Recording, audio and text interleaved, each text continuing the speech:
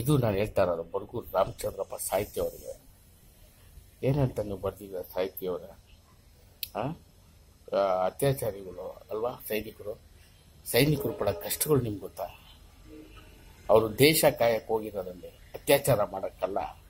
ನೀವು ಅಪಾಲಜಿ ಕೇಳಲೇಬೇಕು, ಕ್ಷಮೆ ಕೇಳಲೇಬೇಕು ಎಲ್ಲ ಸೈನಿಕರಿಗೆ.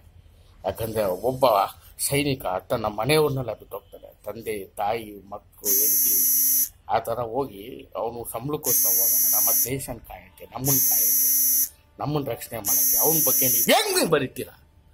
ತಪ್ಪಲ್ವಾ ಬರಗೂರು ರಾಮಚಂದ್ರಪ್ಪ ಅವರ? ನೀವು ಸಾಹಿತಿಯವರು ಅಲ್ವಾ? ಇದು ಒಂದು ಅರ್ಥ ಮಾಡ್ಕೊಳ್ಳಿ.